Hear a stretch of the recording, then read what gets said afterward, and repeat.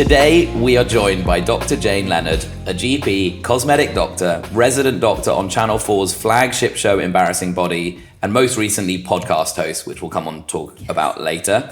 I'd love to kick off by asking you about what drew you to this industry in the first place. Like, tell me a bit of the journey. So looking back on my journey, I suppose, my career as a doctor is quite diverse, but how it all started was I am trained as a GP initially. Yeah. So I did my GP training in London, and alongside sort of my practice, clinical practice, you realise... How many years is that? Well, a medical school is 5 years in total. Solid 5 years. And then I actually did an extra degree during that time, which was a year. Oh, because you weren't busy enough. It wasn't busy enough. And I thought, more. yeah, exactly. Yeah. Right. Well, let's do more. Why not? So, And what was that? Anatomical sciences. At the time, I wanted to become a surgeon.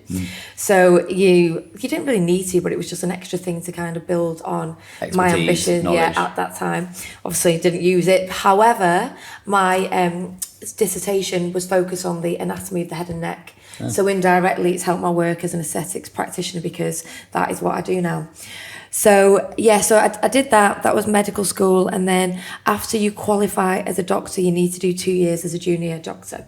So did that training, and then you then decide what speciality you want to go down. So things like general practice, surgery, medicine, ophthalmology, whatever you want to choose. So at that time, I wasn't really sure what I wanted to do. Yeah. So I took myself to Australia to do a bit more experience in sort of general medicine. So worked in A&E and trauma in Australia for about 2 years. It was quite intense. But that was an amazing experience, and it was during that time I really developed an interest in skin, because a lot of, obviously in Australia, skin cancer is a major thing there. So I did some research during that time in skin cancers and different skin conditions, and when I then returned to the UK to go and finally choose my speciality, I kind of realised that I wanted to follow the skin route, but actually doing that was quite complicated because it takes an even longer time. You've got before you're actually seeing patients and actually getting to help people. So I decided to become a GP and have more of a specialist interest in skin. Yeah. So to do that, I went a bit, it's kind of not off the beaten track, but I got trained in aesthetics, so did a Botox and filler training course. So that meant that while I was doing my GP training, I was developing my skills in that. So kind of at that same time, learnt both paths, I suppose. So that's where it's brought me now, probably 10 years later, to still work as a GP as my bread and butter. That's what got me doing Embarrassing Bodies, and still now looking at the podcast and kind of in a more holistic view rather than just focusing on aesthetic medicine. But they're the two things I do. So I do general practice part of the time, and then medical aesthetics, so Botox and fillers the other half of the time. So I don't know how well I summarise that, but that's how. That's, I think, a very neat summary. It sounds extremely tiring. I did a 3-year degree and then I was done with education forever, more or less. There was some later, but when we're all still learning, it's all still a school day. But no, that's a long journey. It sounds so intense. cool to have such a broad range of experiences, and presumably GP is it's a never-ending, just very smorgasbord of things. It's one of those things actually that you kind of always learning and developing skills as it goes. So that's one of the reasons why I'm still really, keen and passionate about it, because it's a really important thing to practice in as a doctor, or, for me, maintaining those skills and evolving them and developing them as medicine continues to evolve. So that's why I'm very passionate about it. What gets you out of bed in the morning? Well, not alarm clock. I don't mean what's the brand of alarm clock or your cat, but I think, to be honest, like these days, I feel like I've really created a really like a job I'm really passionate about. I think, like you say, working in medicine is at times challenging and tiring and under pressure, and I think I still feel those feelings, because it goes with the territory and the responsibility of my job. But I think I'm passionate now that I've really sort of carved out something that I really, really don't, it doesn't feel like, oh God, I've got to get up and do this and this is the thing. I feel very sort of grateful that, every day I'm doing something different. I'm doing things with you. I'm doing different things related to medicine in a whole different way from where I started. So I think it's just the passion. Every day is different. There's many things I actually genuinely enjoy doing rather than feeling like under the grind of work. Well, you've got a lot of energy, and clearly like their needs, like you've created a world for you where you're touching different people, helping different people, doing different projects, which I imagine if you're just a GP, which is not just a GP, GPs are incredible, but like the diversity of what you get to do is actually keeps you with someone with as high energy as you have, and I relate, is just keeping going, learning, doing different And I think things. actually it's important to kind of, if you do anything too much, you know, you feel the pressure of it, you easily get burnt out. So I think I'm doing it enough things that it's not spinning too many plates where it's like becomes diluted in a way. It's like, actually I've got a good system in terms of how I use my time and energy, and I'm better at doing those jobs because I'm fresh and able Each to do one it. is renewable, like. Exactly. Rather than doing something day to day where it's a lot of like, God, you know, it builds up the pressure of the work. Whereas I think I've hopefully got it nailed to, you know, that I'm doing it enough of one thing to be good at it without it becoming overpowering and becoming too much in that sense. Life in balance. Yes. Yeah, but that's it. The everyone's balance is different, and so like you finding yours is clearly an awesome journey, and obviously been successful and continue to be successful in all of those.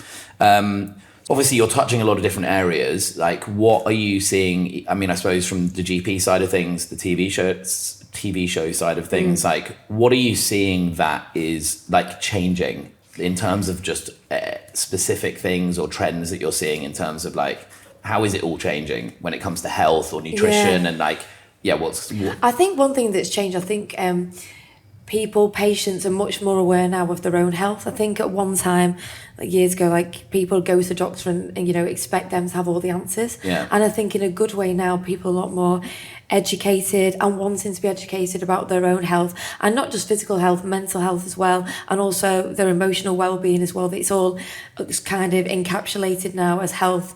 You know, as doctors, we're there to kind of guide and support and educate patients as much as identify illnesses and essentially make them better. So I think that's what I'm noticing now. People have more of a hunger and self-awareness for themselves, and it's more about, for me, seeing people. It's more about wellness rather than illness now. People want to be being well and maintaining their health rather than, you know, people only go to a doctor or look for things when things are wrong. It's actually now, how do we maintain our physical, mental health and optimize it rather than go to doctors or look at nutrition or look at things when something's broken or wrong. And I think that is a really positive step, because it means that, you know, people are optimizing their health and stopping illnesses and stopping things kind of coming to fruition than, you know, waiting for the things to go wrong. It's not crisis management, it's more about ongoing wellness and therefore happiness management. And there's all parts of that, isn't there? Like, you know, looking at nutrition, exercise, mindfulness, it's all small parts that, you know, add to a bigger picture of health, rather than, I think it was a lot more black and white before. And do you think, as in terms of your practicing from a GP side of things, do you think there's a movement where, particularly, obviously we talk a lot about nutrition at Press, like, and you know, a lot of we have nutritionists and dietitians, and there's a huge field. Do you think that the practice of medicine at a GP level and in general is moving towards focusing around nutrition, or do you think it's still got a catch-up time? Because obviously it's, you know, doctors are trained in a certain way, as they should be, and there's kind of, the world moves quicker sometimes. I think that's an interesting point, actually, because in terms of nutrition, as a doctor, I wasn't trained in that. It's just not really part of it, or it hasn't been. It hasn't been, exactly. It's moving. And I think now, because we're looking towards educating patients, and particularly things, even looking at things like cardiovascular health, for example, preventing diabetes, you know, all of those things, is nutrition that has a massive role in that. And it's not just cutting things out, it's including things more. I think, you know, we're very much like, you know, minimise sugar, sort out your fat so you don't get high cholesterol, things like that. But actually, it's much more diverse than that, because instead of just saying no to things and excluding them, diets of exclusion don't work. And, you know, it's important that looking at things in a bigger picture of going, what are your health requirements, what's your family history, what are the things that we need to be looking at and preventing them happening. We're not preventing them by stopping you having things, we're optimizing your health so that your health is sort of maintained. And I think that is something that I think we're definitely focused on more now. But hard, because the set of tools there, the time it takes to do that stuff is quite hard. I think now it's just focusing on it more, that, directing patients to educate themselves. So I think that's a really important thing, that looking to us as a signposting, not to say signposting service, I don't mean that, but sort of saying these are the resources to use. Yeah. This is what it's important, so patients can come to us with questions and we can help give them the answers within our remit, but also direct them to the right sources so they can educate themselves better. And I think that's a really important step. Yeah, it's a big cultural change as well as practicing the side of, that side of medicine. Well, that's also, it is totally in the zeitgeist, right? Like everyone's just talking about, it's just holistic health, isn't it? Yeah, it's absolutely. all linked, and versus you have a rash and we'll put some cream on that, it might go away. Exactly. But actually all the causal side of that. And that's a really good example, actually, because a lot of things like your skin conditions reflect what's going on internally in the body. So we see the rash and we treat that, with topically for then and now. But actually looking at things like eczema, psoriasis, stuff like that, the chronic problems that need to be sort of managed, not just fixing them when they flare up. Yeah. And I think that's looking at a trigger for one person might be different to another, and it's not going like, here's a steroid cream, just use it when you need it. If you can find out the source, what you're sensitive to, what your body creates this path of inflammation, and that will go back to diet, nutrition, environmental factors. So yes, we know we're there to give you the cream and help you in terms of, like you say, crisis management when something does occur. But actually we should be guiding you, going, let's take a step back, let's reflect on what happens when you get these flare-ups and asthma or eczema or whatever. Like, what are you putting into your body? Are you under stress? What are these things? And if we can kind of break it down like that, that's what we need to be doing to kind of maintain health in the long term. Which allows the person to ultimately cure themselves and manage that in a more effective way. It's a lot to change at the, all happening at the same. But it is doable, I think, definitely. Yeah, for sure. We've talked about this so much here, and it's so great to have experts come in and be here. Like we were saying, how it's reinvigorated, during COVID and all the kind of madness post, is we just haven't had enough time. Felt like we haven't had enough time to get experts in and talk to them, and that just the enthusiasm that brings to us as a business to make sure that we are doing the right things. But really in the end it's just educating. It is, yeah. Our job first is to educate and engage people in their nutrition and what can it do for them to make their lives better, higher quality, happier. And our second part is then to make solutions that fit in with those lives and say, look, we have some of the answers, which is a joyful thing as we come on to launch our meal ranges and snack ranges that just fit, because people are busy. That's the other part. It's hard to stay on track. It's hard to do it. Like if someone says, hey, don't eat any cheese forever, of course, it's hard to not. But if you can try and program someone in and build habits. Anyway, okay, career highs, what when you look back and currently, what's making you proud, excited, what's going on?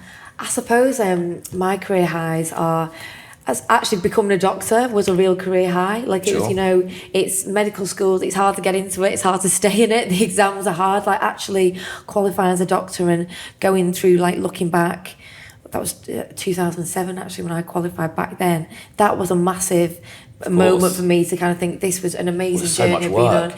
Not that many things in your life that you're going to dedicate so many years to specifically one thing and have a moment where you have achieved that thing, and then obviously the rest comes after. Exactly. But I think even though it was tough and it was hard work, I actually loved doing it. It wasn't a taxing thing. I'm God, at every moment of it and things I learned, I was really grateful to be part of it, and then at the end of it kind of going, right, I got through that. So I think that just getting through the initial foundation step of that was really an amazing achievement to me.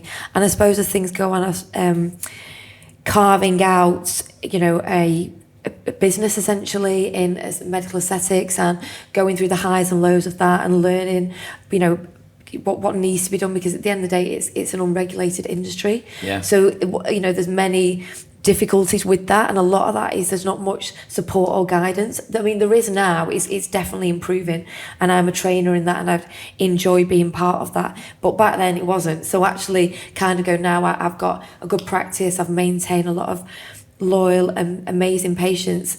That's a real high for me, kind of going through that process, because there's many times where it's hard to not keep going, but I did, and I'm really glad that actually I've got a really amazing I've got an amazing business, in that sense. Well, you're an entrepreneur, you're a doctor, you're also essentially a TV host as well, which is crazy. All those things all at the same time is just super impressive. But also it's that you're doing it in the right way and building the trust. And as you said to me when we've spoken before, is that maintaining the GP practice side of things keeps you very much in touch with both like just the day-to-day people's health, like, and engage in that, which is so great and impressive. Definitely, and I think that's a really important thing, that just going down one path, sometimes it's really important to, even though it seems harder, maintaining that foundation, like the bread and butter of what I'm trained in, is really important for everything else, and it does come back to that. And I suppose when you say about career highs, embarrassing bodies really reflects that, because if I hadn't maintained that, I wouldn't have been able to do that. And that, for me, was a dream come true, being selected for that. And I think it shows that if you just focus on one thing, go, right, I want to do Botox, it's actually, I'm glad that I didn't, because if I hadn't done that and, kept on ticking over and learning and keeping my hand in NHS work, I wouldn't have had that career high either. So that's really important to me. Well, that's awesome. It's, again, impressive and depressing. I think I've done less with my life thus far, but we're on the path. Okay, so wait, you've got two different sides of things. Common things that you have on the aesthetic side, like what's going on in that space? In that space, I suppose I just love doing the basics, to be honest. I love doing anti-aging treatments, so like anti-wrinkle injections with Botox, and then things like lip fillers and cheek fillers, the things that it's more, I suppose, there's many people doing aesthetics and we all have different styles, like our styles vary immensely, I suppose. So I think the patients that I'm attracting are male and female patients that just want to look after the skin, optimize the way they look, and essentially anti-age the skin. And those are tools I use. So I'm not using any fancy machines or anything really glamorous. It's just doing the basics well. And look, as a field, and like, how do you balance that approach in terms of, the aesthetic side of things? There's prevention, there's filler, which is very now, and like, How do you balance that, where clients come in and presumably, we know there are like some terrifying looking outcomes, and then there's another part, like, how do you balance that? I think the balance is looking at each person individually. No template sort of fits all. It's really important to kind of vary your treatments and your approach to what, listen to each person, find out what their expectations are, what their aims of treatments are, and then be honest with them if you can do it or not. And a key part of being honest is also saying no. And I think that is where things go wrong sometimes, when somebody comes and says, I want to do this, and you just go, okay, fine. It's actually, I'm a doctor at the end of the day and I've got a duty to do the right thing to that person. So if I think I can do it and it's within the right expectations of what we can achieve, then definitely, that we can work together on that journey. But if I think something isn't right for them, or I think I can't do it, then I'm not your person. And that's really important, that you maintain that integrity of going, if we can work together, let's do it. But if I can't, there's other people that potentially could do. So I think that's why, we said about getting up in the morning and not feeling stressed about things, it's because it's really important that for me anyway, that you maintain that relationship with patients and just being honest from the start. Well, and that you feel good about the things you're doing for them. And also you're being like, you're doing the right thing by them too, not just going, okay, I'm here to just jab you basically. It's not, exactly. Totally. Stress. Let's talk about stress in life in general. How do you handle it? From a GP side of things, like how are you seeing that translate? It's a whole, the mental health side of things it was not a conversation 10 years ago, and now it's like almost the first conversation, or seems to be. So how do you handle that in your life, and are you seeing patients, and is that conversation much more common? Definitely. I think that's a really good point about stress, Ed, because I'm learning myself. I think even during medical school and my career as a doctor, it's a stressful job. It's a lot of responsibility, and stress management wasn't really something that was ever discussed. And I think to work in anything, you've got to look after yourself before you start looking after other people. And it's only something I'm probably learning late in the day. So I definitely reflect back on my career, and I've definitely had burnout probably many times and not realise it. And sometimes it's inevitable. You're grafting, you're putting pressure on yourself, you're ambitious, it kind of goes with the territory.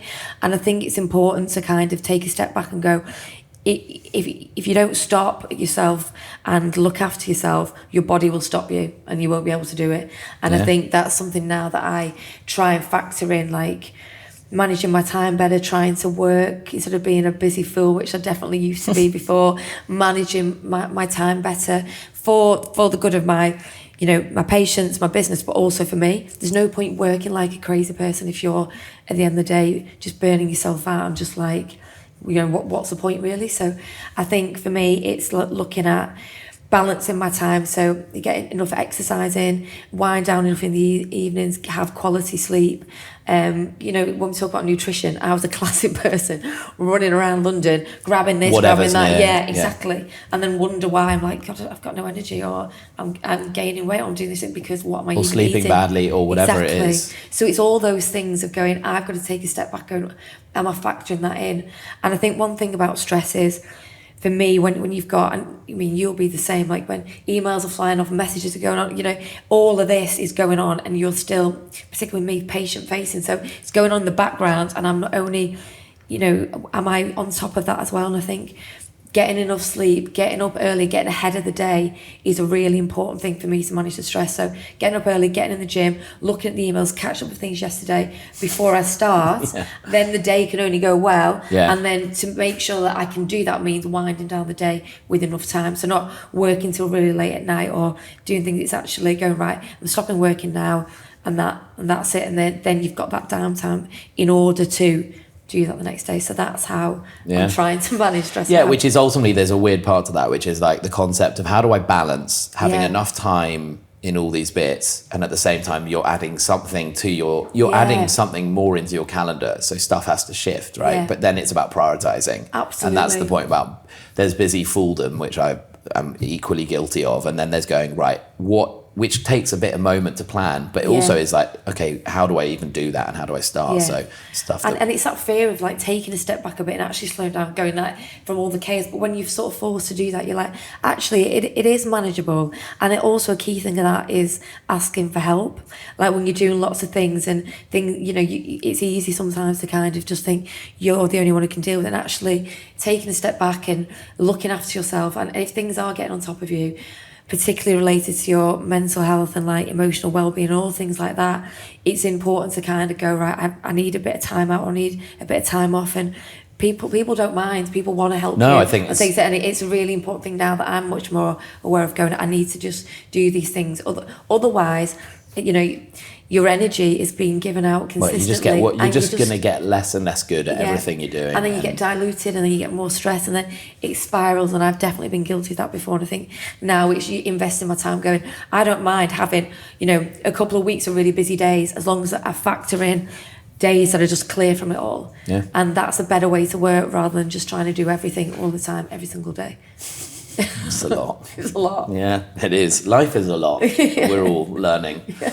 From a GP perspective, what have you had some positive outcome stories in the last while that have felt good, where you've had patients who come in and like, I mean, not specifics, but like, are you seeing moments where you have taken people on great journeys? I'm sure that happens for GPs all the time. It sort of isn't talked about, weirdly. I think when you talk about someone who's in the nutritionist space, or like there's something about that relationship that feels like, or a therapist where it's on a weekly basis. With a GP, that relationship isn't quite as like, because you're not seeing a GP every week. It's a bit more, as you said, like you find a problem, you try and fix that problem in a way, but like, do you see that? Do you get to see that in being a GP? Yeah, as a GP, there's lots of positive outcomes. And as you say, like, there's those sort of quick fix things where, someone comes in with, like, I don't know, an infection or something like that, where you see them that day and then that's it, hopefully problem solved. But I think the ones that are more ongoing processes and ongoing patient journeys that you're involved with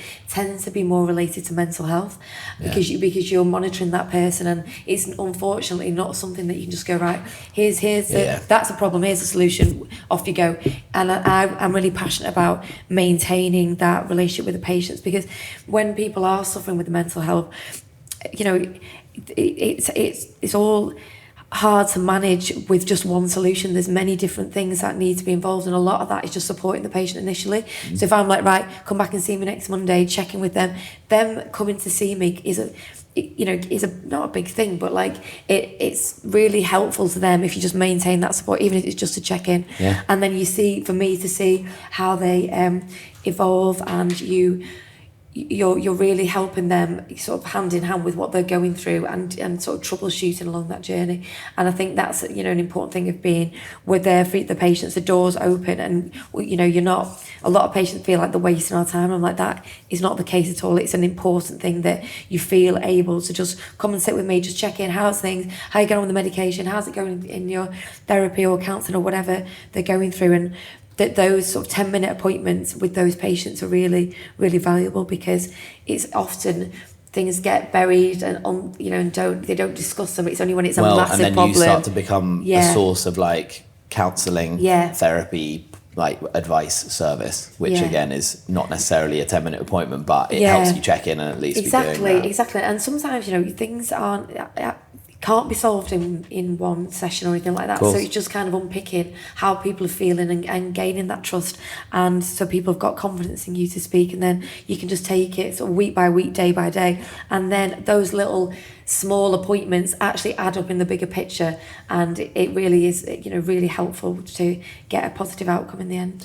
Do you think, I mean, this is something we've talked about with some of the other members of our council, but also as we continue to, you know, get deeper into the wellness world, and obviously our focus is generally on more on nutrition. Like, it feels like more and more there are things that can be done both in education at large for people when it comes to their diet, but also access to the right nutritionist, let's say, versus dietitians, that could take pressure off the NHS, could take pressure off GPs, like where we're talking about someone like, let's say, with psoriasis, and Tracy, one of the ladies we experts who's a dietitian, does DNA testing and all this stuff, is like, it's amazing, because again, doctors have a range of tools, GPs has a range of tools, the way they were taught, that kind of, this guy suffered with it, usually probably using topical creams, and then suddenly sees someone who's like, I think we can fix this with diet, and gets that done. I feel like there's just so much opportunity for collaboration there. Yeah, absolutely.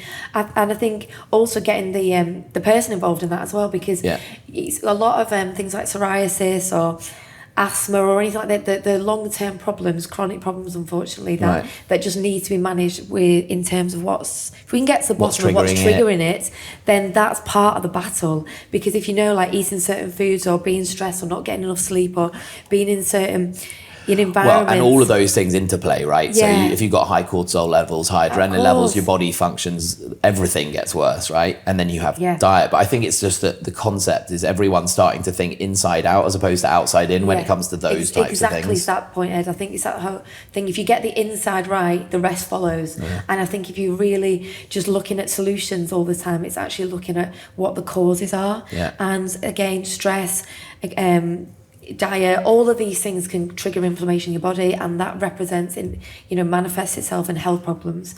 And that's a fact. So I think if we're looking at every person on an individual basis and what their life is like, what their lifestyle is like, and also what their nutritional requirements are, and what do we need to do to create balance, and actually starting from that point rather than looking at the end point and working back. I think that's really essential to do for better outcomes for patients and people, but also like to have a better, happier life. So, I mean, that's the game, right? Everyone just needs a long, healthy, happy life. Exactly. And it won't always be happy, right? Like, family are a pain in the butt a lot of time, and relationships, but those things, at least you're in your best place to handle those things. Yeah, to handle all those things, Very good. Okay, so tell me, what does a typical day for you in terms of food, nutrition side of things look like? Or is it all over the place? If I'm being honest, it is a bit all over the place. You should come and talk to us. Exactly. You know, like, we can help. I've definitely got better, and I've got better because I plan more. Okay. So I used to, again, when we look back and talk about stress and looking after myself, I used to just be get up and go, and let's see how with the focus being on what the day involves, other people and the tasks I've got to do and the work I've got to kind of deliver. Whereas when I look back, how can I be better at doing my job? How can I enjoy my life and function better? Goes back to looking after myself. So nutrition is a key part of that. So I think the main thing I'm trying to do is incorporate breakfast. I never used to do that. Okay. I'd just be like up and out, and then I'm like, oh God, it's 2:00. And I haven't eaten anything, and I wonder why I'm stressed and grumpy. Yeah, you know what I mean? Things like that. So I tend to have porridge in the morning, or yogurt and blueberries and things like that. Nice. And then lunch is always like sandwich, salad or something like that. Yeah. And then in the evening, I think it depends what I'm doing. I used to always be like sort of eating out and being out and about, and these days I'm not as The social exciting as I butterfly. used to be. Yeah. So yeah, I just tend to kind of try to cook more than I ever did, and people who know me but listen to this go, no you don't. Like I actually do try now to kind of incorporate that. So I just used to basically just grab and go, whereas now I'm definitely, because it's life on the go, right? yeah, but you kind of think now it doesn't take that much just to organise it, and I think it is just being, you know, planning it, and I think that's one thing I never did before. So I think I also used to do a bit of like meal prep things, which I found quite helpful, because that brings in a bit more diversity. Yeah. Because I'd always, if I'm running around, I'm always working in repetitive places. Yeah, you go to the same and I'm places. getting on, and it's all. But then I think when I'm actually eating during the week, I'm just having like the same thing. Yeah. And you do look at the limitations of the nutrition that brings. So meal prep was something for me that I'm like, right, I know I'm going to be in this clinic. I can shove that in the fridge when I get there, put it in the microwave, and then I've got it and it's there. And that actually saves me more time than having to run out and go and get something and then run back and eat it on the go. Whereas if I've got it there, I actually end up having more time to actually have a lunch break, rather than the lunch break being running to the shop, getting it, eating it and running back. So it's those little things that I've definitely brought into it. Well, you are in luck, because Press might be launching a nutrition plan that can make this even easier than meal prep. Full diversity of everything. So coming soon, guys. And also the thing with it is that if I don't do that, I notice it more now, because I've noticed my energy levels, my concentration levels, my general happiness levels, compared to when I'm just running on empty because I'm not thinking about food. And I think because I do see the difference, and I want to kind of look after myself now. I'm getting older. I've got to do, you do need to factor in. You do though. Yeah, that's so true. like I think if I don't eat and I don't prioritise that, my performance isn't as good. I'm not as happy. It's the base. It is the baseline. For me, it was always exercise, and then having started Press, it's become nutrition, because nutrition will define everything that's going on. You're literally made of what you eat. Yeah, so exactly. But the big problem is it's hard. It's not easy. If it's not convenient and it's not easy and it takes a lot of time, life's busy anyway. And so that is our entire thing, is to try and make it easier. Not stressful, you should enjoy it, but ultimately if it isn't convenient, it all just gets too hard and you don't focus on it. But to your point before, it's about priorities and going and now I need to prioritise that. It's mad how my doctor, I'm going, oh, believe it or not, food gives you energy, food does all these things, you know what I mean? He's actually going, I need to do that to work as I work and as you work. If you don't look after yourself and give yourself the nutrition it needs, the wheels will start to fall off. Yeah. So totally. That's what I've learned, so that's what I'm trying to put in place. Number one piece of advice for people to feel their best. Couldn't come out of personal experience or things that you have changed in life. The number one piece of advice that I'd say to people to help improve their health and wellness is really to take a step back and look inward. Look at your own health, look at your own nutrition, look at your own body and physical and mental health, and look at that starting point. Looking after yourself isn't selfish. It's a really essential part of self-care. So if you get that bit right, that will mean that you can get all the other bits right. So I think it's kind of looking after yourself and taking that time to look at what you need to give yourself all the essential ingredients then to support and look after others, whatever that may be. So whether that's being like a mom, a wife, a doctor, an entrepreneur, whatever. You can't work at those levels if you're not looking after yourself as a starting point. I like it. Me first. Exactly. And that's a good thing. That's cool. I'll be doing more of that as a selfish middle child with narcissism. That'll be great. More me first. The team will love that. So in your GP practice, have you seen changes in terms of common complaints or things that people are coming to see you for? Are you seeing changes in that? So in GP practice, the most common things that I'm seeing now is related to mental health conditions, and not one specific one, but things like anxiety and depression becoming more and more common, and I think it's because people are more aware of it and it's spoken about more. Like a couple of years ago, I don't think people were, I think even before the lockdown, I don't think people were as aware of it, and not only the implications on mental health but also the physical, there's often physical manifestations of that as well. So I think now, I don't honestly say, I think 50% of my clinic now is often related to mental health conditions. Wow, such a change. Yeah.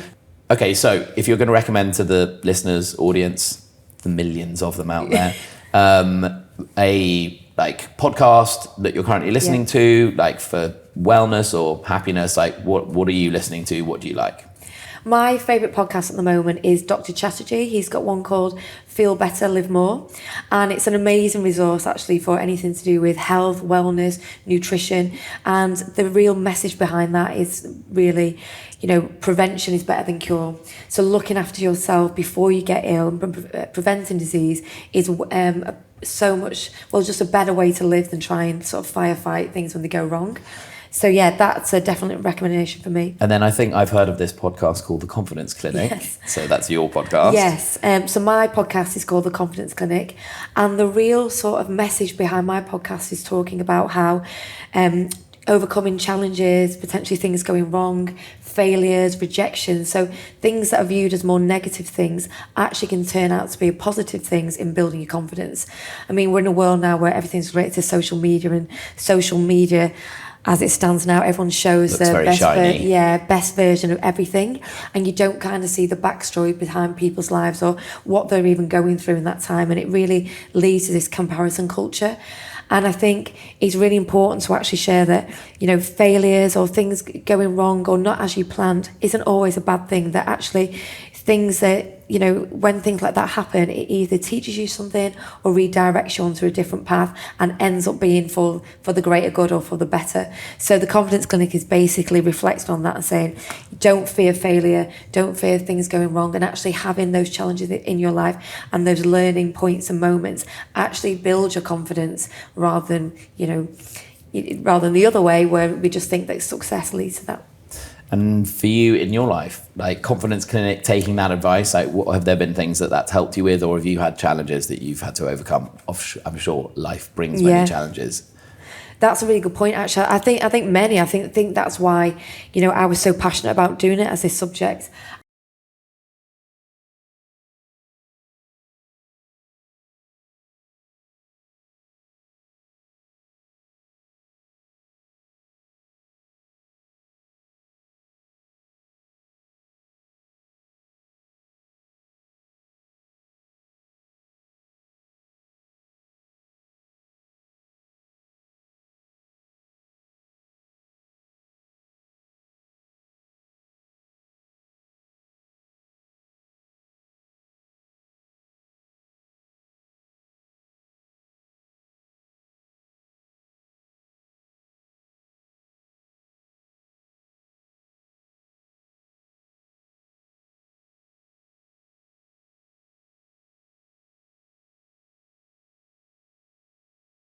Yeah, and despite all the success that you've had in what is ultimately 4 different careers, all running at the same time, of course it hasn't all been success. Yeah, a lot of it's failure, and a lot of it is come from and that no one failure. sees that. Obviously, everything's shiny and new on Instagram and doing that. Yeah, all great, but actually the backstory is actually something that looks very different. Yeah. And day to day, talking about your happiness, at the end of the day, you've got to make yourself happy, and you can't focus that on going, well, I'm going to be happy if I achieve this. That's not the case. Yeah. And I've definitely learned that the hard way in the past. And I think, I can definitely say now I'm enjoying my job, I'm enjoying life, and I'm working on myself, maintaining my happiness. And I think it's managing the things in the background that is the only key to that.